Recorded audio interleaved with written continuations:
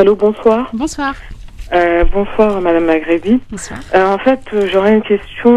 Moi, je me suis séparée de mon mari. C'est moi qui ai décidé de me séparer parce que j'étais en pleine thérapie. J'avais fait une dépression et on ne s'entendait plus.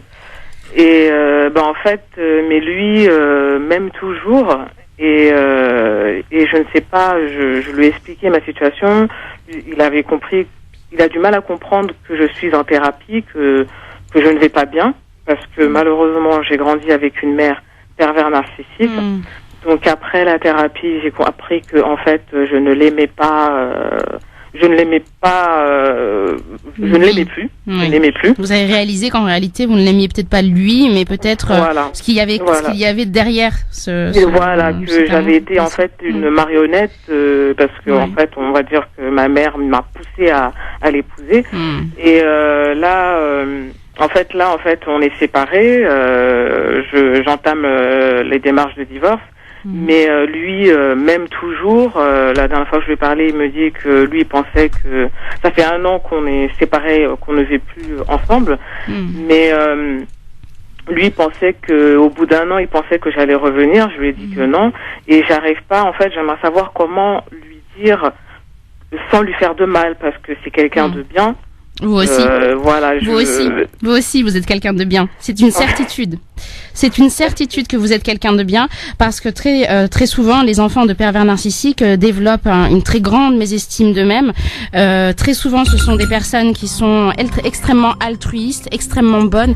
Ce sont des personnes qui aiment aider les autres. Donc moi, je le dis sans hésitation, je ne vous connais pas, mais je peux affirmer que vous êtes une belle personne. Déjà, ça, c'est une certitude.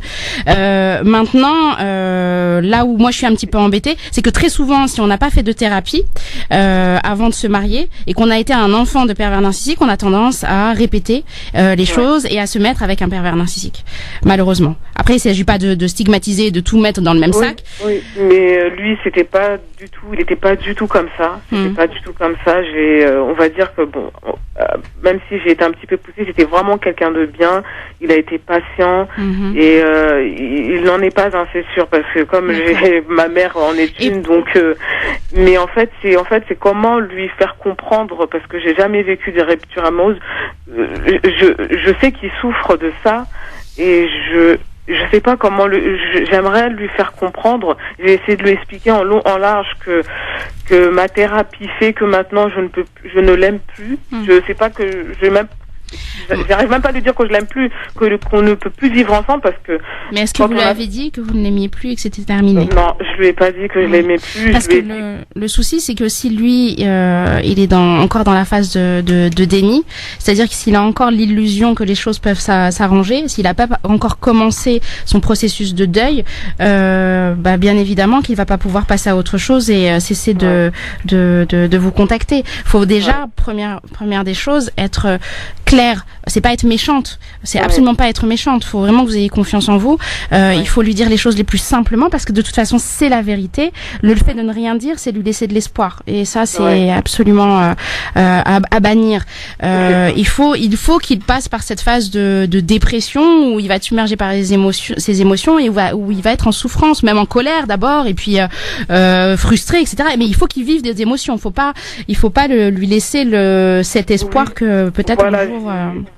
J'ai jamais pu lui dire que je l'aimais pas, parce que j'ai essayé de pas lui dire des choses qui fassent mal. Parce qu'à mon avis, vous avez du mal à vous affirmer, parce qu'à mon avis, vous avez du mal à faire passer, à vous faire passer vous avant avant l'autre. C'est toujours l'autre qui passe avant.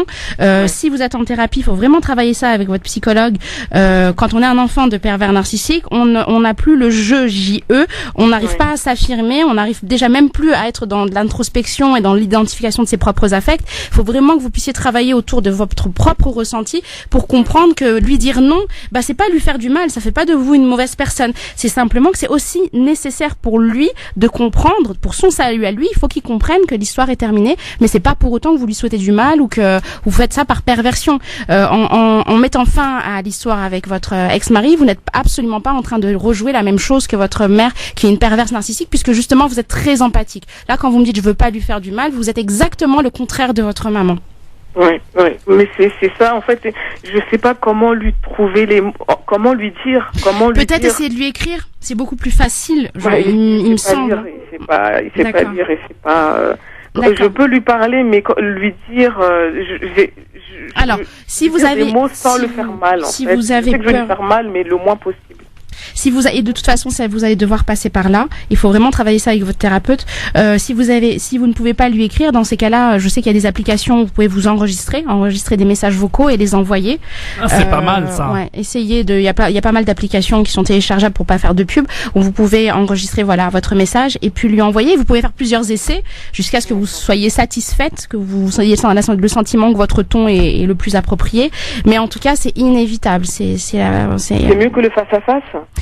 Pour vous, peut-être dans que un là, premier temps, si vous n'êtes pas prête, oui. Oui, je pense que c'est peut-être mieux pour vous maintenant. Je suis prête pour le face à face. Je veux lui dire en face, en fait. C'est une autre. Oui, mais le souci, c'est qu'il va pleurer, c'est qu'il va, pleurer. C'est pas forcément, mais il va être mal. Et le problème, c'est que comme vous culpabilisez énormément et que vous n'êtes pas ferme dans vos positions et dans vos choix et dans vos décisions de vie, vous risquez de lui laisser, de faire des gestes d'affection envers lui que lui va mal interpréter, il va le comprendre comme peut-être une éventualité ou un possible retour. Et là, vous continuez à nourrir l'espoir. Et donc finalement vous n'avez pas atteint votre objectif, vous êtes passé à côté.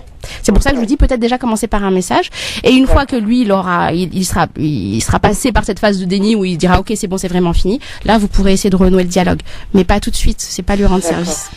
D'accord. Je vous remercie. Je vous en prie. Merci beaucoup en tout cas à vous de nous avoir passé un petit coup de fil et puis merci de faire confiance à Ouiam pour cette émission en tout cas. Oui, en tout cas merci, c'est vraiment une bonne psychologue, vraiment. Et tenez-nous au courant alors peut-être et dites-nous comment ça s'est passé, on aime bien avoir des retours. La semaine prochaine, Inch'Allah. Oui, bien sûr, avec plaisir. Avec plaisir. Prenez soin de vous, Inch'Allah. À bientôt, merci beaucoup.